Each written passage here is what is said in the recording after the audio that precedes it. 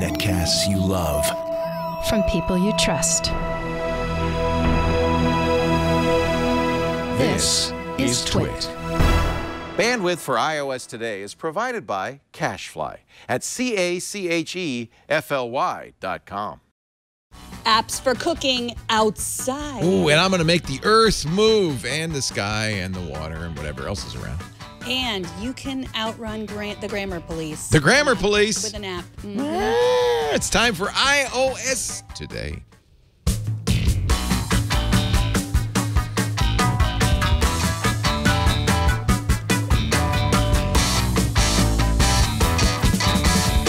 We should call this iOS really, really early in the morning. You should specify that it's early in the morning. I just haven't bored you to yawning. No, it's early in the morning because it is our new time. And if you want to watch live or join us in the studio, just remember 9 a.m. Pacific. 9 a.m. I haven't been up at 9 a.m. since I had a job. Noon Eastern, noon Eastern time, 1600. What is 9 a.m. in UTC? So we're 7 hours, 1600 UTC. And we are glad you're here because this is the show where we cover iPad, iPhone, iOS, stuff like Apple TV. And I'm leaving something out, Apple Watch.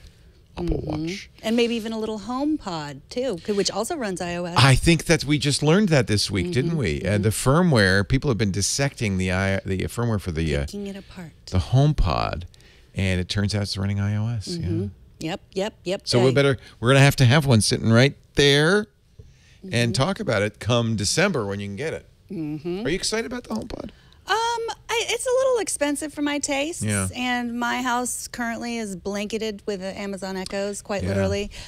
So what would I? And I'm not the kind of person that says like, oh, that speaker is amazing and that speaker stinks. Like, it all sounds fine. I find we have Sonos everywhere. We spend a lot of money on Sonos, but you do it a little at a time. You know, you buy one speaker, then I got to have another one, and pretty soon you've got 15 speakers all over the house. And so that's thousands of dollars. They're very expensive. And I notice we don't use them much anymore because it's so convenient to talk to the Amazon Echo and have it play music, or if you have a Google Home. So I think the Home Hub is going to do quite well because it's supposedly a very good speaker. The people who heard it at Apple's announcement at WWDC said it sounded very good. And very good is good enough, you know. Somebody said it's not quite as good as a Sonos. It's good enough. And so I find that the convenience of speaking to the device outweighs the actual sound quality. Isn't that weird? It is. Oh, sorry. We'll talk about that in a minute. It made a sound. It did make a sound. Well, this is how little I care about the sound. I installed the Echo Before in my parents' house over the weekend, which I think we're going to show off on the screensavers this weekend if it fits into the schedule. But it has Amazon Voice services inside it. So inside the thermostat, it will actually play music if you ask, Echo to play. Wait a minute, the thermostat goes. It has like Can't a tiny sound very speaker. good. It's fine. It's fine because I asked it to play Beyonce and it plays. Is your thermostat listening to music? That's so strange. Yeah, it is. Well, I care a little bit more about the quality. I guess my point is a couple of our dots are connected to powered speakers, so they sound good.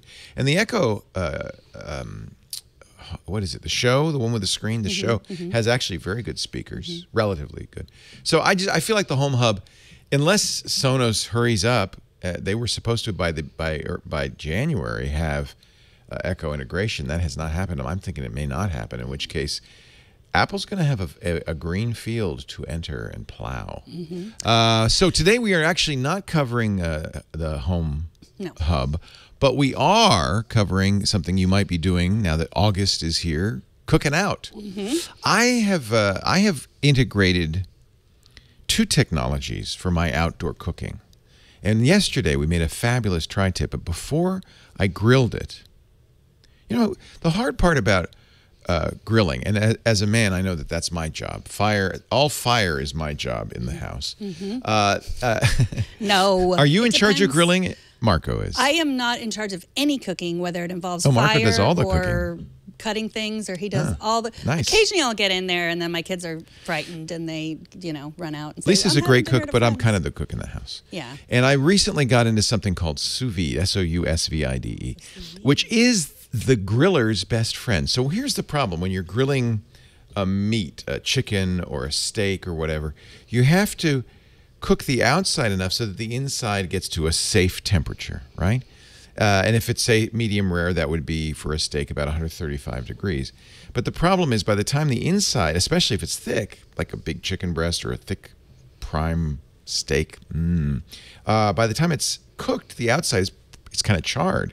And so there's a lot of manipulation. So there's two ways you can approach this. We're going to show you both. One, of course, is with something like the iGrill, which we'll show you in a second, which is a temperature probe that goes in the meat. And my iGrill has two probes, one for the how hot the grill is, and then how hot the meat is. And I'll tell you why you might want that. But the other solution is this sous vide solution, which a lot of restaurants use. It's kind of cooking before you cook. So the idea is you use a water bath at a very constant temperature, and you can get a sous vide, they call them recirculators, that heat the water and keep it at a very constant temperature for a long period of time. Inexpensively, the one I got, the Anova, is very, very popular. And in fact, the Anova app is what I'm going to talk about today. Anova has Bluetooth and Wi-Fi. And so you can keep an eye on the cooker. You set the temperature. In this case, you'd set it for 135 degrees. What you want, if I'm going to make a medium rare steak, right? You put the steak in there for an hour. The entire steak is cooked to 135 degrees. Now, it's ugly because there's none of that beautiful charcoal grilling, crust and you don't. So, but it's cooked. I did this with a tri-tip, which is really thick, right? And I cooked it to 131 degrees, so it was fully cooked. And by the way, it's food safe because even though it's a lower temperature, it's been at that temperature, in my case, for 6 hours. That's enough to kill the bacteria. So it's food safe. And then I fired up the grill, and I didn't have to worry about it. I didn't even have to use the iGrill because I got a really hot grill, and I just seared it. It took a minute or two. Actually, I did, I think, 4 minutes on each side just to cook the outside because the inside was done. And it came out beautifully. It was rare, medium rare inside, nice and delicious on the outside. So that's a trick. And so Anova, A-N-O-V-A, has an app. I don't actually know if I have it on here. I have it on my phone. I'll show it on the phone. So, and it's not going to do much right now because, unfortunately, I have the Bluetooth Anova, which is the less expensive Anova. If you get the more expensive Anova, the new one has Wi-Fi, which means I could cook from here. But I don't really think I'm going to do that. No. It's nice because it has a lot of recipes to get started. That's the little device there at the bottom. What if you don't eat steak, or can you like poach an egg? Is that an egg up there? That is an egg. And by the way, the best sous vide makes the best eggs Benedict you've ever had because it's really interesting. You put the eggs in the sous vide at a lower temperature than you would to hard boil it, and they come out a lovely soft. Somewhere in between hard-boiled and poached. They're perfect. And that's the point, is you control that temperature very precisely. So it says it's lost connection. But if I were in vicinity of my Anova cooker, the Bluetooth would tell me what the current temperature is, what it's going for, and the timing on the cooking. And I can then see and get alerts on my phone so that I know when it's done. The negative on sous vide is you have to there's some prep time, considerable prep time. The tri-tip I had to put in for 6 hours. But if you seal it in a vacuum sealer and then put it in and cook it, you can put it in the fridge afterwards, which I did for a few days until I was ready to grill it. So I was able to cook, have it ready and then cook it very, very quickly. So this is why restaurants invented sous vide. Because when you go in a restaurant and you want a perfect steak, whether it's well or medium or rare, how do they get it that way so quickly and get it to your table? Well, in many cases, they have a refrigerator full of steaks cooked to all the different temperatures, and all they have to do is put it under the broiler, broil it quickly, literally in minutes, and they can come to you perfectly cooked. The secret of fine restaurants anywhere. So Starbucks also does that. I just remember that. They use I've had sous vide the at sous vide Starbucks. eggs there. Yes. They're delicious. And aren't they good? Yes. It's a different. Well, you can make it hard boiled. You can make it soft boiled. You can make it poached. But it has a very nice. It's almost a custard consistency, right? Mm-hmm. It's the best way to cook eggs, but it's much more time consuming. So to cook a hard boiled egg, how long would it take with a sous vide? I should look it up in the recipes. They have a complete guide in here. Let's look at eggs. Hard boiled egg. It's 160 degrees for 45 minutes. Now, what? that's Okay, right? Now, you can cook perfect hard-boiled eggs by putting eggs in a pot of cold water, bringing it to a boil, turning it off, and letting it sit for 10 minutes. So it's a lot faster to do it that way. But it teaches patience and mindfulness and, calm. Well, the cool thing about this is for a hard-boiled egg. Yeah, I know. But you can do a dozen of them, and you can do it, and you don't have to think about it. You just put it in, and you don't have to think about it. So, yeah, I know that's crazy. Now, if we're going to make a poached egg for our Eggs Benedict, it's the same time, 45 degrees, because you have to cook it all the way through, but it's a lower temperature. See, it's 145 degrees. So temperature and time are the keys to sous vide. This is Anova's app, but all the sous vide products. In fact, I've got one ordered that called the Mellow. That's going to be very interesting. That has Wi-Fi also. And what that will let me do is, at work, the Mellow both cools and heats, so you could put your meat in there. This is the problem with sous vide. You have to be home an hour before dinner or 2 hours before dinner, right? With the Mellow, I'll be able to have whatever I'm cooking in the Mellow, chilling it, because the Mellow can both heat and cool.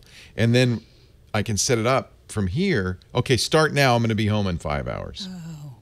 So, but that's not out yet. So I'll let you know when that comes. But anyway, if you want to try this, you can get an Anova fairly inexpensively. I got it during Amazon Prime Day for $99. It's, I think, a little more now, $130. And then they have a very nice app. And if you get the Wi-Fi one, you can control your Anova, or at least check in on it from work, from somewhere else. ANOVA, the Anova. And this is their app, which has recipes and so forth. So speaking of recipes, my favorite cooking app is Delish, which, as I mentioned, I don't do a lot of cooking, so it's a lot of just looking and then saying, "Here, could you please cook this for me, easier husband?" Than cooking. So there's a lot of outdoor cooking. We can type in grilling. It's better on the iPhone. I saved some pages. They're in the doc there, Kevin. I think you can take a look at some of the grilling things in the. So 34 surprising things you can make over a campfire. That's a surprise. So this is like for camping food. Did you know you could just like wrap stuff up in foil and put it on the fire? I do that with corn all the time. It's fabulous. You know you could cook ice cream with Reese's cones. That's not exactly cooking. That would kill me. You could put it on the fire. Click on that. Get the recipe from Delish. On the fire? You can't make ice cream on the fire. What are you, You can insane? Say get the recipe from Delish. It's right there. Yeah. Okay. What? Look, should we watch there? How to make Why does it say? Is this Comedy Central? Oh, it's Steve Carell is doing it. So you put peanut butter in an ice cream cone. You put Reese's Pieces. Okay. You put miniatures. You put March. Oh, there's no ice cream involved. It's like a s'more. Oh my yeah, goodness! You wrap it in tin foil and you just throw it on the grill. That does look quite good. I'm totally doing that. And how many minutes? It said just a few minutes. And look at that. Reese's cones. Sorry, I said it was ice cream. It's not. Well, it who looks needs? like ice cream. You don't need the ice cream. It's like a s'more. You cone do it, they say. You cone do it. Wow. So that's the kind of cooking I like. That would put I'm me going to totally set a fire in my office and make that right after this show. Would that be okay? Yeah. Okay. We have a special place, a little place in the middle of your carpet, which was ruined by an experiment Padre did. You can just put the campfire there. Awesome. It's already ruined. So yeah, Delish, that's an app. Better on your iPhone than on your iPad. Well, if you're going to talk cooking apps, of course, if you're doing outdoor grilling, there are a lot of great cooking apps. I have a whole section of food apps. We've mentioned sometimes on the show before, Big Oven and Joy of Cooking, my June Oven, New York Times. This is a really good one, the New York Times Cooking. This is actually a more recent cooking. Oh, it now requires a subscription. Well, the heck with you then. You don't have you have a subscription to I the do New have York a Times? subscription, so that's okay. How do you know that? Well, because did you steal my Sunday paper this week? Okay. Was that you? I get my own Sunday paper delivered, which is another How about story this entirely. One? But No I log grill, into your online account. Oh, really? That's why you don't have access to it This anywhere. is kind of interesting because I know some of you don't, you live in apartments. You don't have anywhere to grill. This is a whole section in the New York Times app, which is at least free for a while, where you can make indoor s'mores, indoor smoked salt and pepper beef ribs. You want to make s'mores indoors? Wow. Yes. It's all here. Preheat broiler. You just do it on the broiler. So this is I didn't realize we could do recipe You didn't? I mean, my goodness, there's and this is one of my favorites. The other one we've talked about before as well is paprika. This is more for storing your recipes in here. And one of the things I love about paprika is you can go to a food site. Let me go to, I don't know, Betty Crocker. Oh, wait a minute, Delish. I should go to Delish, right? Mm-hmm. Delish. Is that it? Yep. Yep. I'm going to go to Delish. Let's say I decided I want that crazy recipe. Wow, it's actually, well, wait a minute. Actually, I want to do some slow cooking. Heaven in a crock pot, okay? Heaven in a crock pot. Let's do crock pot chicken and dumplings. That's kind of not really, that's more of a comfort food. But if I go onto the Delish site and get the recipe, hello? Why is it not popping up? I'll show you a really cool Twick. Oh, here it is. Here's a willy cool Twick. Wait a minute. This is a restaurant's. Okay, the really cool trick. I wanted the recipe. Get the recipe from Delish, but it doesn't seem like its links are working. If you go to a site that has recipes, like Betty Crocker, there you go. So, how about foil cooked chicken and lump of meat? I don't know what. I don't know. With corn on top. It's a taco burger in potato foil packs. Okay, I don't. So we were just talking about this, right? So finally, I got a recipe. Good Lord. Okay. So recipes have what in them? Class. They have ingredients, right? And steps and instructions. This one has a lot of other stuff. How could I possibly? What am I going to cut and paste? No, I just press on. This is a fabulous program. What's it called? I forgot. Epicure? Epicurious? No, Paprika. And and look at that. I pressed save recipe, and I'm going to create a recipe with this. Watch this. This is so cool. Now it knows the name. Well, it didn't really work. Wait a minute. Did it work? Oh, it's downloading. It will actually divide it up into a way. There we go. So now I have the instructions here. I have the ingredients here. I have a nutrition. It extracted this from the website. How much it takes to cook, how long the prep time is. And so now in my recipe box, this is the best thing in the world. Import recipes. Let's see the most recent. Here it is. Oh, I did it twice. This is the traditional recipe format with the ingredients, nutritional info, directions, even a picture. It pulled that all in off the web page. And it even gives it a link, so that's you don't have to feel like you're stealing it. So this is how you can build, and look what I've done. I have really built my recipes, and many of these are from various websites where you could just import them in, and now I have my own recipe book. This is a wonderful way. Let's say I want to make eggplant roll-ups. It's all here. You can even do a shopping basket. So I can add different things I want to cook to my shopping basket, and here's the grocery list divided up very handily into produce, condiments, spices, so I know what aisle to go. This couldn't be easier. I've got the ingredients for eggplant roll-ups and hermit cookies in my. Ooh. I know, aren't hermits good? Do you remember those? No. What's a hermit cookie? Oh, Lord above. It's soft, it's chewy, it's spicy, it's Sounds delicious. Good. Yeah. I'll make those on my fire. I'm going to set in my office. And you see all the ingredients right here.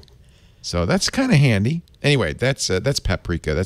So if you're going to allow me to include those, there's some really great recipes. Okay, I will allow. Well, you will allow? F and Dunn also recommended an app called Drop, which appears to be able to connect to your scale, like a drop scale, or also a drop that's nice. Bosch oven. But I have that here on my screen. Here's some mushrooms. This is the kind of stuff I like to grill on the grill. Mushrooms are wonderful grilled. Yeah, so you can share that on social media. I guess I can teach you how to. Look at that! All the ingredients and how to make it. Oh, this is the kind of cooking app I need. It's very specific. We're talking. And this is also what I need to be able to check off, because when I'm making recipes, I always forget something. Who doesn't? And then I can take a picture of it. Yeah. Okay, do you have another? Because I have something else that's not a cooking, it's not a recipe. So the most popular grills, I have a big green egg, but the most popular grills in the world are the Weber grills. You know, those are the great Weber cookers. And so they have a fun. First of all, they bought iGrill, which I'm going to show you in a second. But they have a very good. This is an excellent app for people who are new to grilling or want ideas for grilling. You don't have to have a Weber cooker to use these, but some of them do take advantage of the Weber seals, and so some of them take advantage of that. This is full of information. Grill guides. If you want to cook flank steak, let's calculate the grilling time. This is a really nicely done, absolutely free app that gives you all the information you need. How to master gas, something many of you probably should be doing. How to master charcoal. Do you cook with charcoal? Or I do. I cook with lump hardwood charcoal. Whoa. Yeah. Fruits and veggies. Weber did a wonderful job, and you would think that this is all about selling Weber kettle grills, but it isn't. It isn't. They even, they have lots of information about food prep, how to prepare a salmon fillet. Grilling a salmon, tough thing to do, right? Mm-hmm. Have you done that? It's very tough. No. But if you know what you're doing, it's not, and it's the best way to cook salmon. So, yes, admittedly, I love this Weber Junior. That's a great little gas grill. Admittedly, it kind of focuses on their products, but it's not, I wouldn't say any of this information is exclusive to their products. This is fantastic. Really nice job from Weber, the folks who do the Weber kettle. Oh, look at that. It's just burning the place up. And that's iOS, and it's free. And it has an Apple Watch app. Oh, yeah. Well, you know why? See the timer. Right? Yes. That is the biggest, frankly, usefulness of these apps. And the Weber iGrill also does now. Oh, look, I have this Apple Watch. I think I did do some planning for this. Look, there it is. The timers. Oh, you were going to show this too. I'm sorry, guess I was. I stole your... Oh, look at that. They have little pictures. Can you see that, Kevin? Like I can make... Yeah. I mean, you probably wouldn't want to do the meal planning on the Apple Watch, but it's very handy for timers. I'm cooking a salmon right now. Yeah. See? Perfect. Oh, okay. Because what happens, you don't want to stand around by the grill the whole time. You want to be able to wander off and do other things. This is the iGrill. This was made by a company called iGrill and apparently sold to Weber. I've had many iGrills over the years. This is a really clever idea. This is a temperature probe. Some iGrills have two probes. For instance, I use a Big Green Egg, which is kind of an oven grill. You want to know what the temperature of the oven is as well as the temperature of the meat. So it's got a probe for the meat and it has a probe for the oven. And then it connects to your iPad, your iPhone, or your Apple Watch to tell you what's going on. So I think this is another very useful tool because you can actually get alarms. Your grill is too hot right now. You can turn it down. There's all sorts of useful things. So that requires, and again, I'm not sitting next to a cooker with an iGrill on it, but I really quite like the iGrill. I've used that for years. Eric on Twitter also recommends the Green Mountain Grill's Wi-Fi connected smokers. A smoker, Green Mountain makes the best smokers. That's actually almost a must because smoking is one of those things where you want to keep it at exactly whatever, 250 degrees or 225. You're doing low and slow. So monitoring the temperature is critical. Now, Green Mountain makes electric smokers too, so that's a little bit easier. But if you have a smoker that's using coal, it's really tricky to keep an eye on it. It's better to use coal because then you get that great smoky stuff. Yeah. Wi-Fi connected smoker. What a world. It's huge. It's much better because you're still probably going to have to go out there. This is a pellet grill, which is kind of cool. You're still going to have to go out there maybe and adjust things to make it cooler or hotter. But it's nice to get that warning without having to sit right next to it. Very important. So I also have another device. Somebody recommended that they use. I use my Skylight for cooking all the time. Your what? Your Echo? My Amazon Echo. Yeah. My Echo Dot or my Echo Show or the other numbers. But what if you want to use it when you're outside? You can't. You have to. Maybe you have a plug outside. You have to unplug. I go Echo, and then all the echoes in the house go. Ba-ding. What? Right.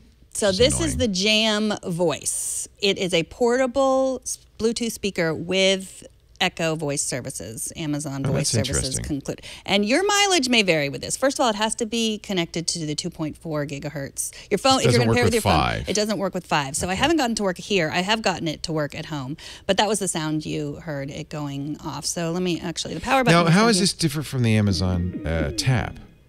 It's not really different than the Amazon Tab, except There's for also a battery-powered Echo. yes, It's a little smaller.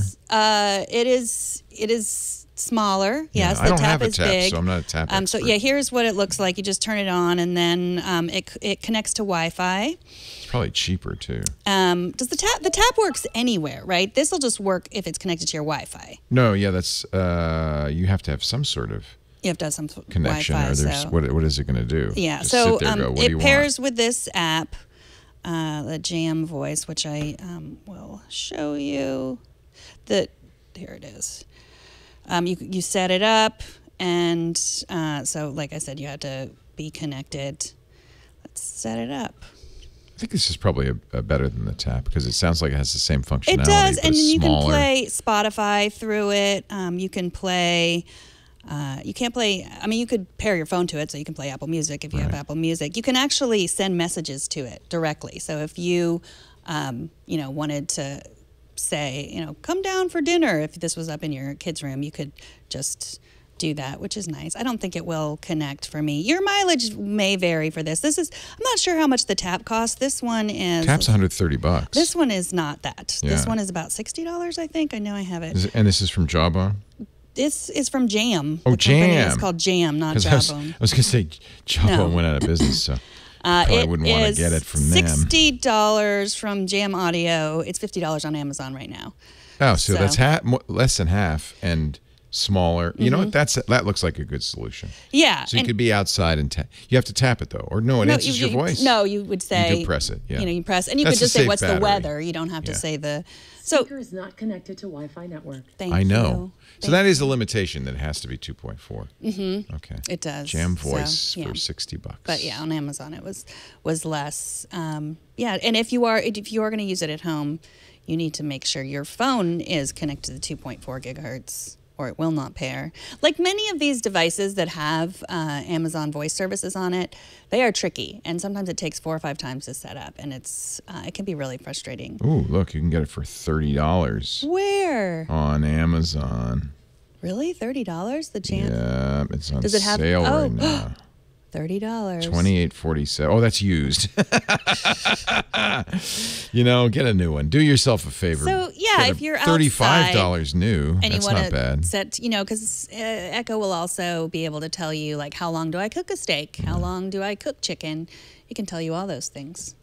$35. So the Jam Good deal. voice speaker, and I do like that you can play a message through it. Also, you can scare the cat or the dog if you want. I just thought of something. It'd be really nice if the iGrill worked with the Echo and could talk to you and say, "Hey, your meat's done," or I something bet like that. that would happen soon. I mean, if it can. Well, I don't know of a lot of devices that can. I don't know of any devices that can make the Echo talk. They have notifications now. That's a new thing that they've added, and your rings goes orange, but you have to ask the Echo, what are the notifications?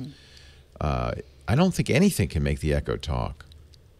I mean, except if you without drop your in. intervention. Yeah. Be nice. Oh, Yeah. drop-in will. Yeah. So maybe they can make an iGrill that drops in on you. Drops in on you. Yeah.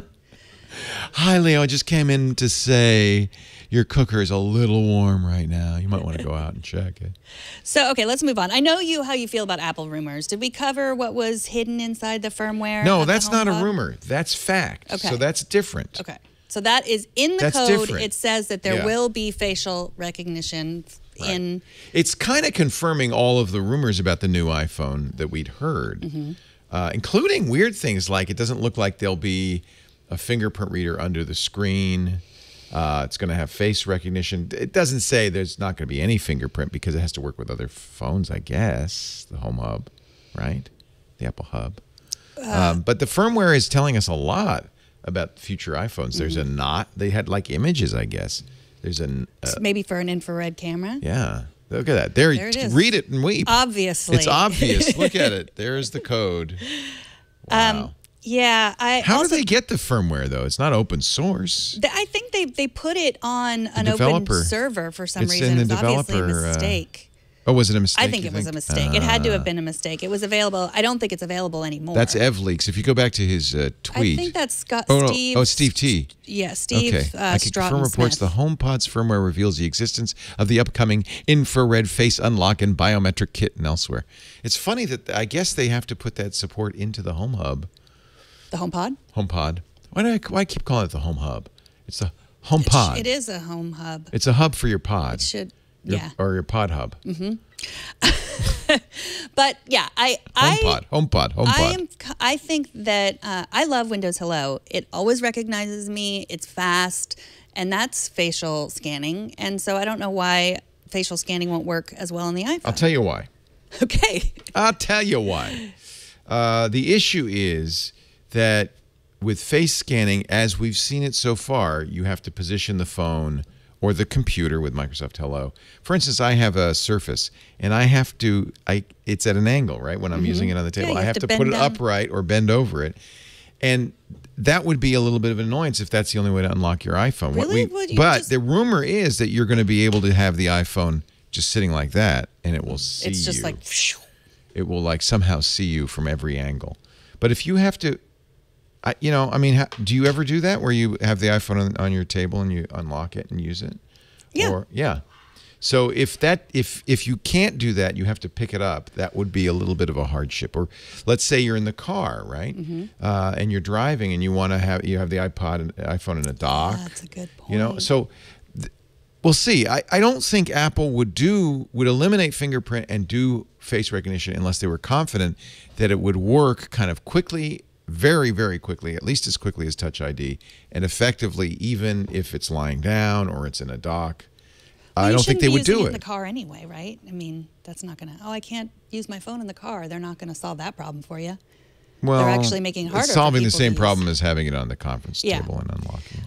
I have confidence. I am going to make a guess. Maybe we should do a wager. I'm going to guess that it's going to work like 78% of the time, and then it'll get better over time. Okay. I'm going to make a wager that it will be. There's no way on their 10th anniversary iPhone that Apple puts a technology that doesn't work flawlessly 100% of the time. It has to. There will be many people who will try to crack it, and we've been able to crack face recognition in the Samsung Galaxy S8, for instance, by taking a picture. Well, there's the somebody. depth perception. Well, so hackers, this was the Chaos Computer Club in Germany, in Berlin. What they did is, and they demonstrated, you can watch the YouTube video, they took just a simple point-and-shoot camera, took a picture of a guy about 10 feet away on a bench, so you could do it surreptitiously, and got his face. Then it's really interesting, they projected it on a curved piece of paper to give it dimensionality, and it fooled the Samsung Galaxy S8.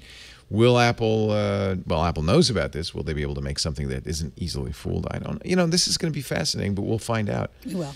And these are the rumors, now we're getting rumor mill area. For instance, the latest from Ming-Chi Kuo, the latest rumor is October, not September. We've heard that it's going to be late. Ming-Chi also said Apple doesn't want to be beholden to Samsung. Those two don't really like each other too much for the OLED screens that they'll be putting in the new iPhone. So they're pushing very hard on LG to up their production of OLED screens. So we're going to get another situation. We've had this in the past where people are going to say, well, do you have the Samsung screen or the LG screen? Oh, the LG screen's so much better. Oh, but I only have the Samsung screen. They did it before with the iPhone 7 with the radio, right? Do you have the Intel radio or the Qualcomm radio? The Intel radio is so slow. Qualcomm radio is so fast. It's silly, but prepare yourself. Prepare yourself for not having a new phone in September. Yeah, that's probably going to be part of it. You're going to have to deal with this old thing for another month. I still say, and especially because I got the jet black, I really think this is the most beautiful phone in the world and ever made. And all it really, if you could just get that bezel a little bit smaller at the top and the bottom, it's going to be. You have a crack on the corner, the left. Oh my God. I do. I didn't notice that. Thanks. Oh, Thanks a sorry. lot, Megan. Is it a crack or is it just schmutz? It's schmutz. It's schmutz for sure.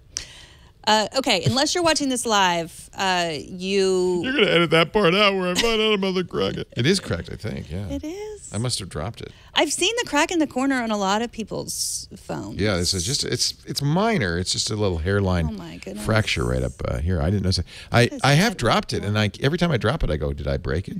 But that's minor. That's not enough to, I don't think you can even see it. It's just a little bit. Yeah, it's a little. That's right. Mike in the chat room says crack happens. Cracks happen. Cracks happen. And you can kind of see it right there. There's a little divot. That's the thing you can see most, but there's a little hairline crack around that. Yeah, something must have hit it. The problem with these is Kevin's just to make sure everyone sees that. Thanks, Kevin. The problem with that is if it spreads. If it just stays there, I'm fine. You should probably just put a little super glue on it. Yeah. Because if it spreads, then you're gonna. Why don't you use a case? Is the question I have. Because it's so. Mine is pretty too. Criminal. And I know no, it's that's pretty. ugly. That's hideous. It's ugly under the case. That's ugly like putting clothes on the Venus de Milo. It's just dopey. It's ugly under the case. No, it's beautiful under the case. It's ugly with the case. But you know it's beautiful. But it's like. Actually, that's not beautiful. You got the matte one. I know, because I knew I would use a case, so that wouldn't happen to me. But it was worth it because I almost got a year out of it. It is better to have loved and lost than never to have loved at all. It's better to have gone Thank God caseless. there's a new iPhone. I know. Wow. You will barely make it till. And I was so proud of the fact also that I have a Pixel. I was so proud of the fact that I didn't have a case and I'd have. Okay, so Apple earnings are today. But if you're not right watching after live, Mac Break Weekly. Mm-hmm. Curse you, Apple! So anything we say will be old news. There's stuff we should watch for, though. Okay, things you should think about. That's the big one right there. Barron's, which is a financial magazine. What if Apple is going to put out the iPhone 10th anniversary edition later? They will probably telegraph that a little bit in today's earnings announcement. So we know that this is the quarter. This is Apple's slowest quarter, the quarter right before a new iPhone comes out, because everybody says, well, I'm not going to buy an iPhone now. I'm going to wait and see. So everybody knows Apple's results will be lowest in this quarter, which I think is technically their fourth quarter. I have to think about it. In any event, it'll be lowest for this quarter. So August, September, October is the next quarter. August. Anyway. Their next quarter, this January, is the quarter February, that Samsung March, always beats them. April, May, June, July, August, September. So the next quarter will have maybe some of the iPhone. But see, that's the July, August, September quarter. If the iPhone comes out in October, they'll have to say, well, it's going to be a pinky. And don't expect, and that's going to be the thing that analysts are watching for. Does Apple say, because you're supposed to, this is part of what you do as a publicly held company, is kind of warn people, next quarter, we don't expect it to be as big as previous fourth quarters, that kind of thing. So, and Apple's fiscal year is different. I think this is their third quarter, and then the fourth quarter results will be in 3 months. So chances are, if you're listening or watching to this, you know more than we do at this point, because they are today. Oh, we'll talk about more on Mac Break Weekly. I always grill Rene Ritchie. Speaking of, yesterday was his birthday, so don't forget to wish him a happy birthday. Oh, thank you. I didn't know that. I always grill Rene on what to look for in the results, and then he usually has to run off. We usually have to be done because the email comes out shortly before market close, and then at market close they give the actual analyst call. He'll be typing. He and Serenity type the whole analyst call out. It's amazing. And then we take advantage of all and their we do. hard We work. take advantage of their work. We sit what back. do you got there? What are you showing me there? This is my Nano. This is actually Milo's Nano. It says C property of Milo. Nano. But see, the Shuffle and the Nano were the perfect kids' iPods, right? Yeah, well, yes, these were hand-me-down from my sister. Gave them to after they were done with them and got an actual iPhone. I think. Right. Then they, but I had all the Nanos. I had the fat ones. I had the skinny ones. I had the ones with round. Did you have sides. the Wrigley's chewing gum Shuffle? The No. one was just a white stick of gum. No, I didn't have that one. I That never was- had a Shuffle. I could not abide by the Shuffle. Shuffle. I never understood people who could just let the music just Let play the music at play. them. Well, and if not what you get to put you do, choose you it. put your playlist on it, and that's it, and it's all that's on there. I know.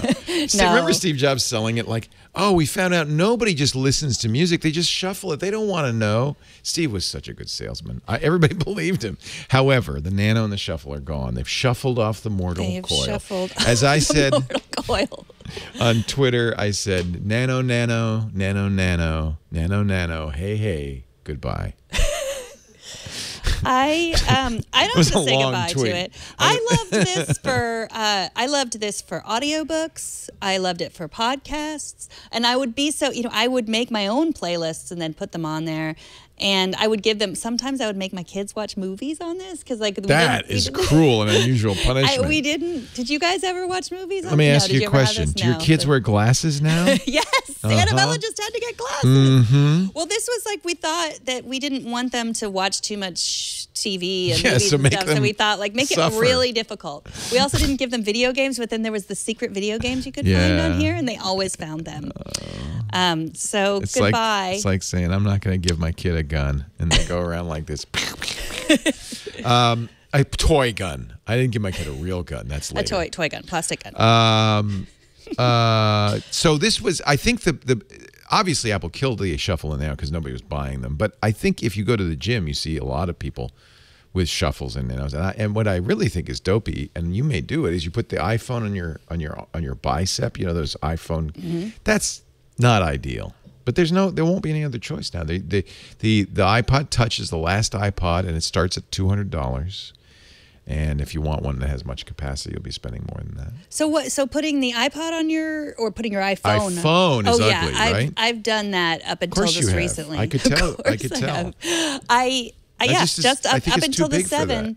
7 Plus. Yeah, I've done that. Now I just keep it's just there. Like I just throw it next to me at the gym. We were speculating on Twitter, and I think people said, well, what Apple hopes is that if you want a nano size music device, you'll use the Apple Watch. It has 4 gigs of storage. That's not a huge amount, but it's enough for your workout playlist, right? So I think that this, if you want something ultra portable, and that's a good point, you could just use and you can use Bluetooth headphones, use the AirPods. Well, yeah, I was using it on my bicep until it got rid of the headphone jack, and then I got Bluetooth headphones, and now you can put it in your pocket Or leave it in the locker if you're... Right. Well, running, running, I would have it on you my have to have it with bicep. you. Right. Sometimes I would just strap it on my sweatband on your my forehead. head, and anyway, obviously, the market was not huge and growing, and so Apple has jam. silently. That music is very, I don't know what it sounds like, a put the game show Nano to from the rest. 80s. Okay, I have a show and tell.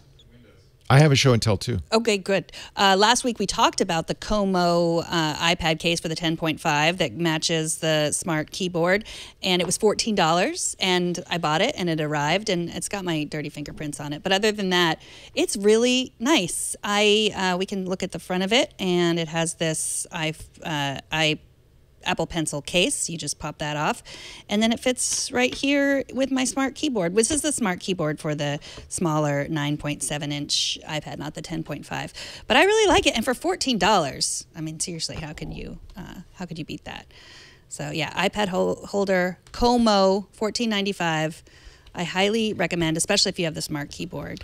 Well, and this is what gave me the idea: is you have that case where you have the Apple Bluetooth keyboard, right? The smart, and I, as we showed last week, I have the Logitech Slim case, which comes with a keyboard, but it's a keyboard that just is on the smart connector, so it kind of falls off. And so you kind of inspired me, and I thought, if I could get a keyboard down to this size, what? Then I might carry this and not carry the smart keyboard. So this is from a company called iClever. Oh, they're so clever. And it is an unfolding keyboard. And I have to confess that Andy Inaka's been singing the praises of these things for ages. But this is metal construction. It opens up, and it actually is a pretty nice full-size Bluetooth keyboard that pairs right to the iPad. So now you can just bring this along with you. You don't have to. You can put it anywhere you want. It doesn't have iPad-specific keys. In fact, this could be used with your iPhone and your iPad or your Android device. It has, oddly enough, a Windows key, but it does have function keys that let you do things like switch from iOS to Windows to Android. That's kind of cool. Oh, yeah. Its functionality. It does have a home key, but you have to press the function button or the control button to get these additional features. Cut, copy, paste, sound. So it's got basically, I guess the Win key probably is the keyboard switcher key, or maybe, well, no, see, there's a keyboard on there, so maybe that's it. Anyway, I think this is actually a pretty nice, pretty usable keyboard. Let me start a new note. Now, first I'm going to have to turn on the Bluetooth. So let me press function and Bluetooth. And then I might have to, we'll see. Yeah, I might have to go into my settings and say, pair it up. Pair it up, baby, which is kind of annoying. But it automatically pairs after that. Yeah, I had paired it originally. I wonder, maybe I turned... Is it on? Do you turn it? Does it have an off-on switch? It goes to sleep, so it's on now. And now I can... This is my keyboard. There. Whoops.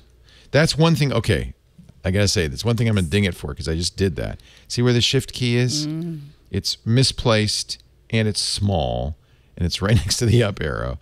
So I'll have to train myself because I always hit the up arrow instead of the shift key because I'm a lefty and for some reason this is my predominant shift key instead of the one on the left. The one on the left is normal.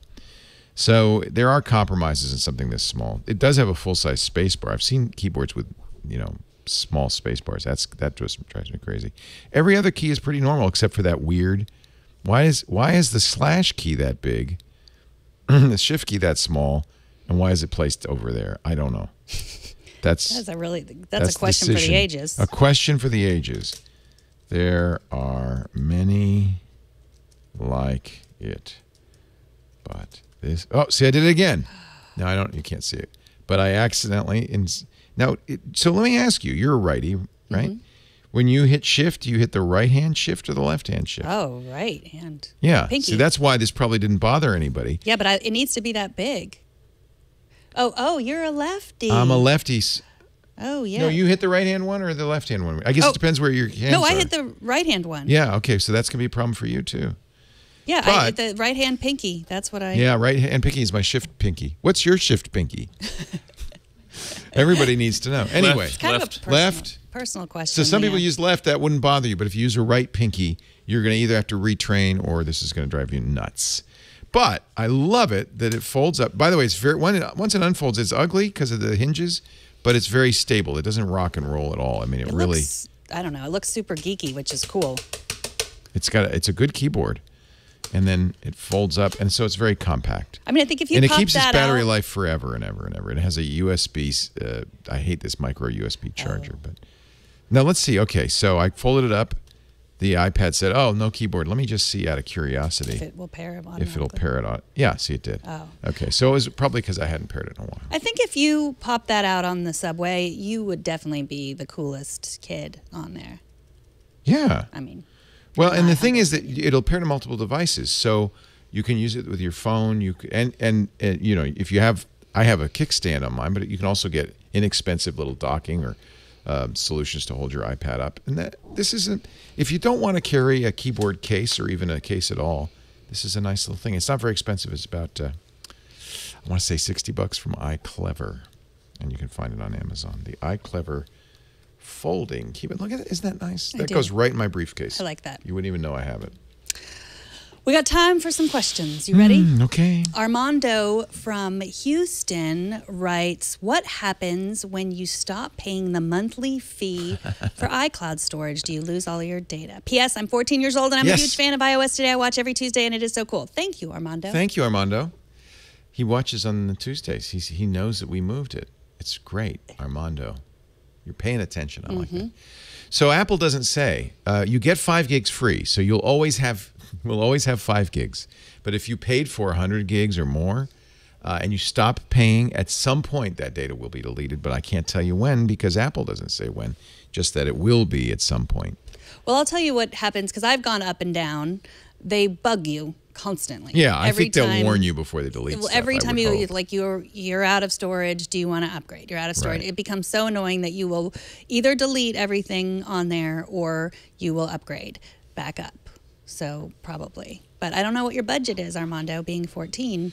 Yeah. You Just might wanna 5 move gigs stuff. is free. So stick with the 5 gigs, Yeah. which is here's where you run out of room is if you start backing up multiple devices or actually, frankly, even one device.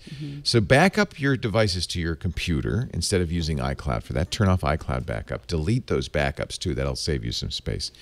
But if you're just doing photos and documents, 5 gigs is a lot. I think you'd probably be all right. I've been stirring around this idea in my head for a digital cleanse where I go through all the steps of like clearing out my cloud storage, clearing out my notifications, just all the things to just clear everything out. So stay tuned for that. I'm working on The digital cleanse. What do you think about that? Does it involve carrot juice? Nope. Okay. Digital carrot juice. All right, I'm up for it. Digital carrot juice. I think that's actually a great idea, digital cleanse. Yeah. Rick informed us of the correct pronunciation of one of the foods that I discussed when I was talking about Kabak or Kabakyu, the augmented reality food app. He sent us this little audio file. Let's take a listen to that. Hi, Megan. The name of the Korean food that you and Leo mentioned on the last iOS Today podcast is bibimbap. Bibimbap. Looks good. I'll take 2. But I said bibimbap. You said bibimbap? It's bibimbap. Bibimbap. Okay, that's good. Thank you so much, That's Rick. good. I'm going to be in Korea in the spring. I don't want to mispronounce it. Going to Busan. Bibimbap. Bibimbap. What is it? Now I'm confused. I am not an audio learner. Is that how you say Auditory. it? Auditory learner. So yeah, I need. Well, how do you learn? Written? Yeah. Yeah, I'm an auditory learner. yeah. I'm not. Barry writes, just watched iOS today, 7/25/17. Looking for a cap just like Leo's app cap. Can you identify the hat for me? I'd like to buy one. Yes, it was a Pistol Designs hat, and I have the link in there to buy one for yourself. I don't know how old this hat is of yours, so you might not have that's the one that I like. Pistol design? It's not a trucker hat. It was a like pistol and stamen pistol. Yeah, there it is. That one in the bottom right, the Grove, I believe, is the hat that you wear that I like so much. Not the bottom right. Yeah, that's the one. Oh, that's cute. That's the hat you were wearing last week. Something like Thank that. you for checking on that. Pistol. Pistol, P-I-S. Mm-hmm. And probably somebody sent it to me, right? I mean, I don't know. I don't know. It's your hat. I don't think I bought it. I like it. That's cute. I like that look. It's not for me because I'm not a young hipster, but it's cute. It looked good on you, I thought. Yeah.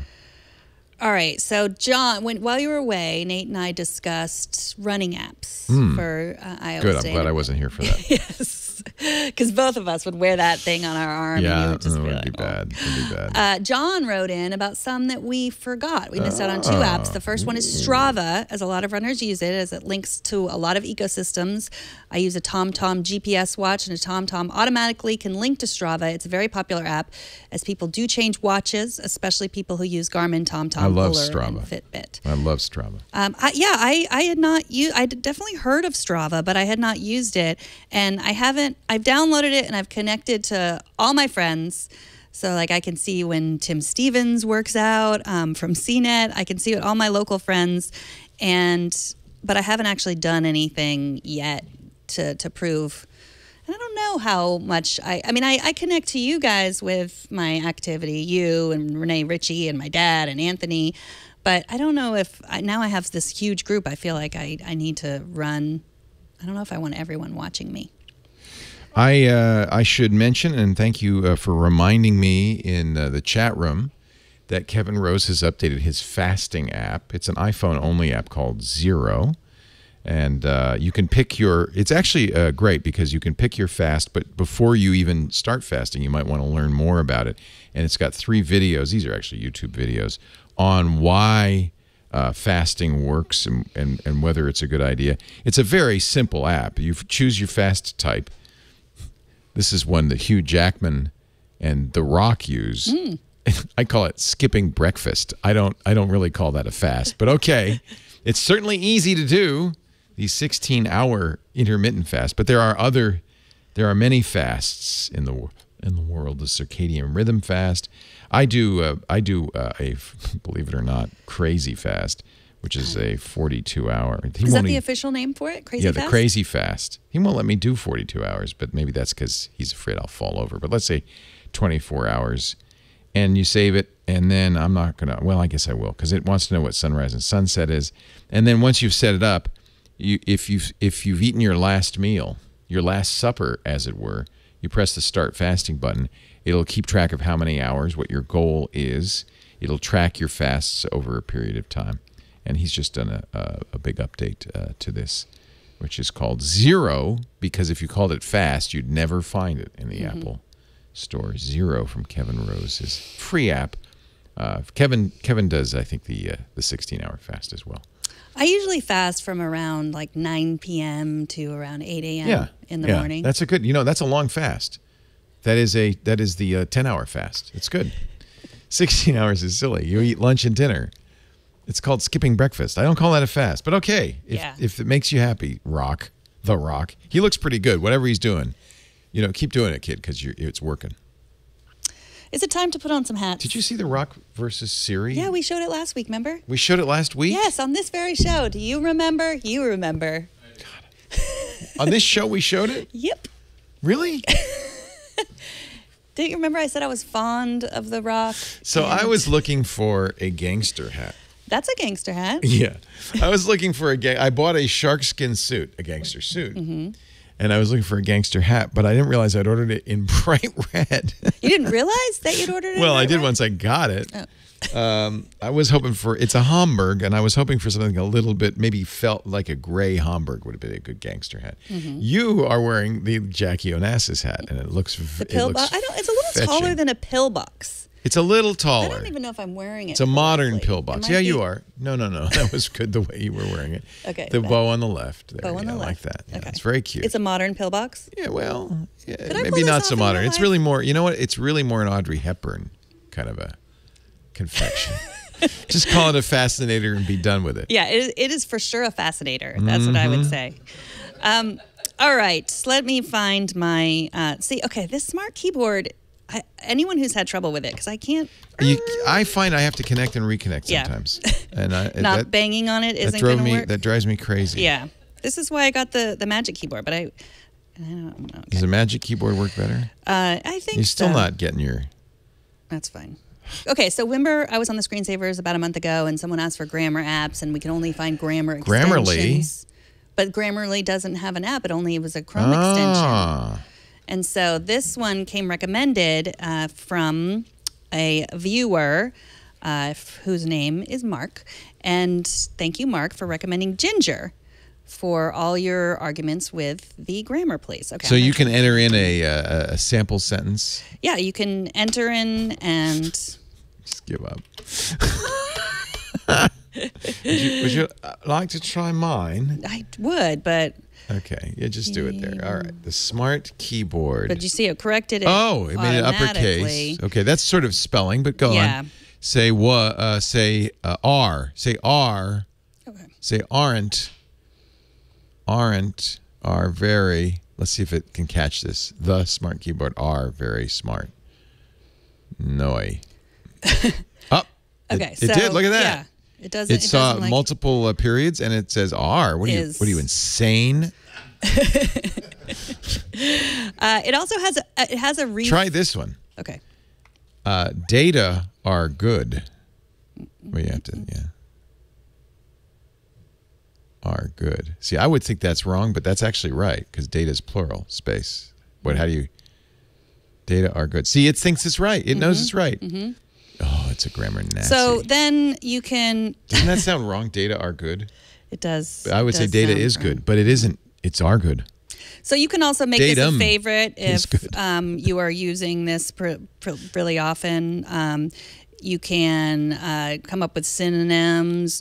You can translate it. This is Ginger. Yes. How much is Ginger? Ginger is $3.99. $3.99. That would be worth. That would be worth buying, I think. Look how you are so iOS 11, now. Aren't I? And now your keyboard's working. Oh, no, it's not. Yeah, no. No. Well, now it's really confusing because you don't have an on-screen keyboard or I know. That's what. That's an improvement. Thank you. Yeah.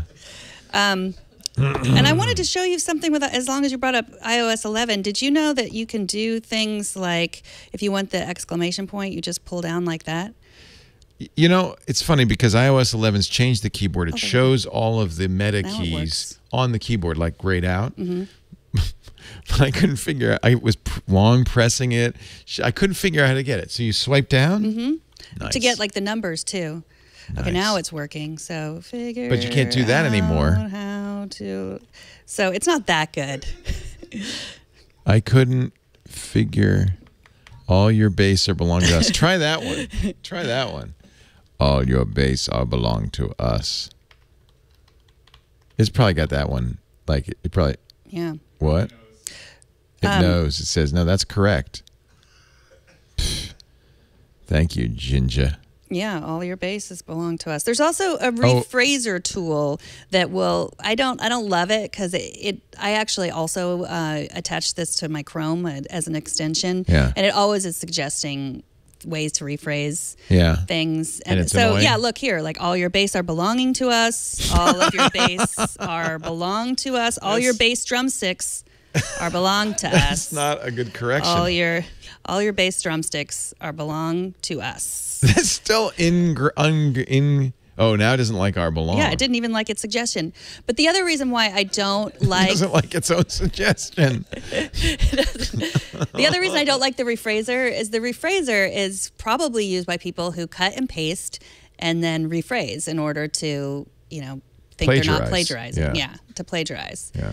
So it's a plagiarizing helper. It is a plagiarizing helper. Don't do that, kids. Do not rephrase. That's still stealing. Write your own words. You wouldn't do that? No. They wouldn't. Freya looks like she might. But you wouldn't. No, Good. Robin would not. All right, so Ginger, if you need a grammar app. That's not very grammatical. That's my you're a good writer. That's the thing. And you probably don't make too many grammatical errors. If you think I'm a good writer, why don't you let me write your memoirs? I mean, your biography.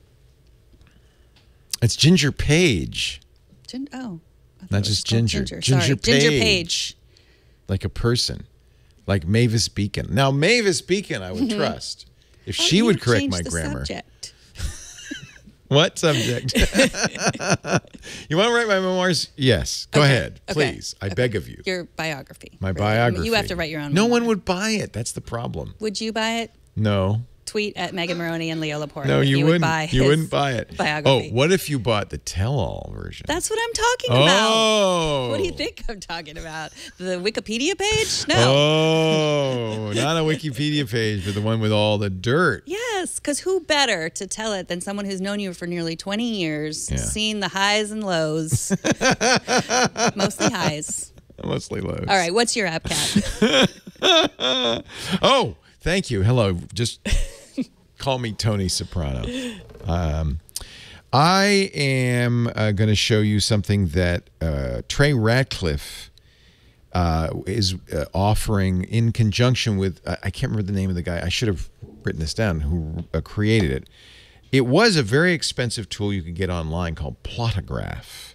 Actually, the guy who made it, his name is Plotta. That's hence the name Plotograph.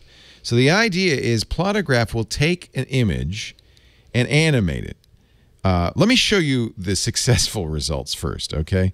So here's it was a static image of a boat in the water. This was our boat that we sailed on some time ago. You do some things, which I'll show you in a minute, and it will animate it so that the clouds are moving now and the water's moving, which is it's kind of cool, right? The people on the boat are not moving, right? But the boat is completely still because it's all done kind of, and it works with basically clouds, water, and fire are the things it's best at. Here is I'm using a torch to crisp up some duck breasts after sous videing them, okay? And I'm going to animate. See, it works well when you do it subtly. Isn't that kind of cool? It's subtle, right? This is probably my best effort. And again, I'll show you what you do to make this happen. But the clouds move, the water moves subtly. It takes some practice to make it look good and not weird because it's completely synthetic.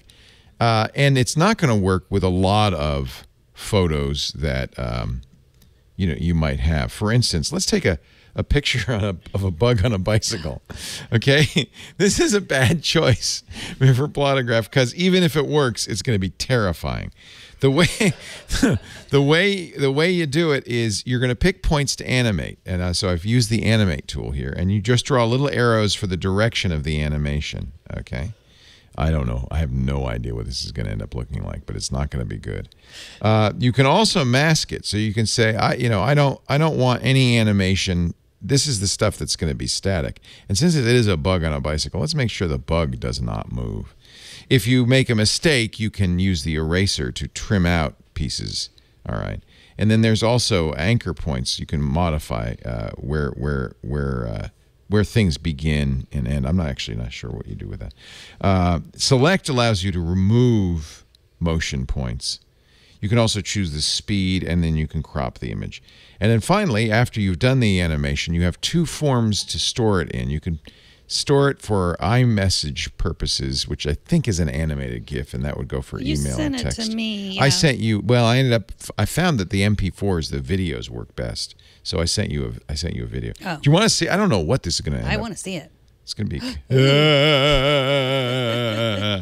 So, but actually, that's useful because you can see kind of what the effect does. It takes whatever is there and kind of slides it along. Notice because I masked the bug is not part of that. Why do you have a picture of a bug on a bicycle? It's a long, weird story. Was it from the screensavers? It was. Okay. All right. Let me. Why do you have a? Let me see. So my point being that this is the good news is it's only $5. This was, I think, like $150 when it was only on the web. So this is inexpensive enough that you probably want to get it just to add it to your repertoire. But unless you take here's a good example. Here's a picture that has some water in it. Unless you have water, it's probably not a good idea to or fire or clouds. I can move both the see. There's not a lot of clouds, so I don't know. Let me just say I'll do a little animation here in the clouds, just a little. You just sent me a message. I sent you a picture of a turkey. A turkey's not going to be good, and I can have the water going a little bit here, but not a lot. Let's just animate to see how it looks. Yeah, see, I forgot one thing. Well, you got to mask off the stuff that you don't. That is cool, though. Yeah, it's kind of an interesting effect. So you use the mask, and notice how you can make the mask bigger or smaller. You're going to make it pretty big here because, whoops. No, this will give me an opportunity. So these are things that just aren't going to move here. We don't want you to actually use any of this to move. And then I'm going to use the erase because I got a little bit too aggressive here and here. And then I'm going to make a smaller mask and just finish up here. And we don't want any of the seal. If you leave anything, it will use it. And now, yeah, you see, you can't really see anything because there's hardly anything to move. I sent you a picture of water. Okay. Okay, good. Let's see. Megan wants me to. Oh yeah, this is a perfect example. So let me save this. Whoops. Let me get out of. How do I get out back here? Done. Okay. Let me save this. Long press. Save it. And now that I've saved it onto my roll, I can go back to Plotograph. Stop this dopey animation and add Megan's lovely photo. This is a perfect example. No good animating the sky, but I can do the little waves here. And the waves would be moving. So we're going to start with the animate. And the longer it is, of course, the longer. So little short ones, I think, for these. And, of course, you can play with it. And then we'll mask out everything else. So we don't want any of the cliff to move. Let's just see what happens there. So actually it's kind of a realistic effect, right? So that's the key with Plotograph is to choose things that it's going to look nice with. That actually works beautifully. And, these are not moving. And so maybe I'll go back here and I'll add a couple more points here. Again, because I've masked out the cliff, I don't have to worry about overlapping it a little bit.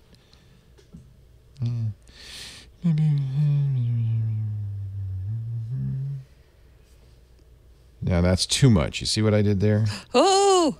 Yeah, that's like the water's gushing out there. So you can use the select tool. And this took me a while to learn this. If you have stuff you don't like, just select it and delete it. And then that way mess it up. I think that's pretty cool. Now, it doesn't withstand deep scrutiny, right? But it's great for sharing on Instagram or something because once you've made the video, and look, you can choose the length. They even give suggestions. So if you're putting it on Twitter, they think longer. Facebook, Instagram length, 10 seconds. You could choose how good it is. And then you don't save it to Instagram. 3 seconds, I should say. You don't save it to Instagram. You save it to the camera roll. But then you can go into Instagram. Yeah, I might as well, right? Do I? Oh, I'm on an iPad. I probably don't have Instagram on here. No, I don't. All right. Well, you get the idea. I'll save it on. I'll save it on Twitter. Let's tweet. Let's tweet the ocean. The ocean. That's Jughead Beach in Mendocino. By Megan. And then I'll add this photo. So you notice it's a 4-second video. But it's going to loop. So it's going to look fine. It does look like a global warming problem, though, because tides are moving way faster than they should. Not good. All right, all photos selected. What do I do now? Hello. Excuse me, but I don't understand how computers work. Is it an iPad app better? I mean, an iPhone app, but she feels like... It's an iPad app. Oh. It's the problem I have with the iPad in general is it's very confusing. Did you have some pictures of ticks there on your... I might. Okay. Sorry to pry, but it's all going to go in the unauthorized biography. See, now I have to explain stuff so it doesn't get misquoted. That's in the screensavers we were demonstrating macro photography. In fact, if you're interested, because I almost brought it today, I got a little clip-on macro lens for the iPhone. I'll bring it next week and show it. And it allows you to do some pretty cool macro photography. So with all of the pictures that you saw there were done with an iPhone and this inexpensive clip-on macro lens, which is kind of cool. I'll show you. It's not a tick. I don't. So that's that's done with without the lens or something, and then with the lens. It's pretty good, Yeah. That's a Beatle. That's the Beatles. Yeah, we just made a new record. Oh, I can't wait till show and tell next week. You know what? Also, I can show you how you can make your notifications not say anything except for a notification. Well, can you explain this to me? Because, of course, before every show, I go into Do Not Disturb and I turn it on. Yeah. And they're still bugging the heck out of me. How do I stop that? That's a good question that I'm not prepared Doesn't to that answer. mean Do Not Disturb? But doesn't that mean no one? Okay. Nothing? Go to notifications. And then turn them off. No, you don't even have to do that. Go show previews always and just say never. And then it'll just say notification. But I don't want any notification. But then you won't have any of your secrets revealed because you're saving them for the book. Is a quick button to push that turns it off just for the show because I do want them the rest of the time. Yeah. I thought Do Not Disturb would do that. And it doesn't. And you would think in notifications there would be a, hey, temporarily, if they're not going to put it in Do Not Disturb, no notifications. You can do that on Windows. You can't do it on the iPad. I don't know why. Wait, so do you have Do Not Disturb and then always? Always? Click go to always. Oh, dummy. I had it while iPad is locked. Yeah. Okay, now I can go back to notifications and say, I want to see it all. I want everything. And it didn't show anything bad. It just said I have to do Mac Break Weekly. Not this time. Not this time, Leo. Anyway, Plotograph, Plota. I think this is one of those things where it only works in certain, like for instance, okay, I thought this would be a great plotograph, a sea turtle. The problem is when you do it, it's creepy looking because the turtle's not moving. Yeah. And it's just creepy. Right? Mm-hmm. So you can't, it doesn't work in all situations, but it's good. It's a nice thing to have. This is another one that's creepy. This does not work. Well, creepy or what? Maybe that's just a neat effect. I don't know. Yeah. So I did a kaleidoscope image using Pixelmator, by the way, love Pixelmator, of a microphone, Heil microphone, and now I'm animating it. Yeah, that was from last week. That was from last week. So every week you got to come up with a different app that changes that. It changes picture it. This one, of I thought this might work. This also doesn't really work that well because little bits of the tree. There's not enough. You need enough cloud. If there were a lot of clouds in here, you could make that work. But with one little cloud, it's like, why bother? Why bother? And I just have to make a better mask here for the tree. Now it'll work. Plotograph. $5, you say? $5. Worth 5 smackers. Or as Tony Soprano would say, 5 clams. Hey, that's my hat. Oh, yeah. Kevin's getting in the spirit of the show. So that's it for iPad today. We didn't say why we're wearing iOS hats, today. but I don't think we... What? It's iOS today now. That's it for iOS today. It is too early. I'm Leo Laporte. That's Sarah Lane. And we thank you all for... What? There she is. See? Oh, I told you. Yes. It's an Audrey Hepburn hat. Where's my cigarette? She didn't have a cigarette in there, but she used to have a cigarette holder. That's just real. That's not Breakfast at Tiffany's, Audrey Hepburn. That's just some real. sort of fashion show, Audrey. Yeah. Just like her. Let's do that. That's something people do all the time. Standing around with their hand karate chopping their chin. Yeah. It's completely natural. Audrey, I say, could you just put your hand under your chin as if you're karate chopping it? Certainly. Thanks for joining us. We'll see you next time on iOS Today. Bye.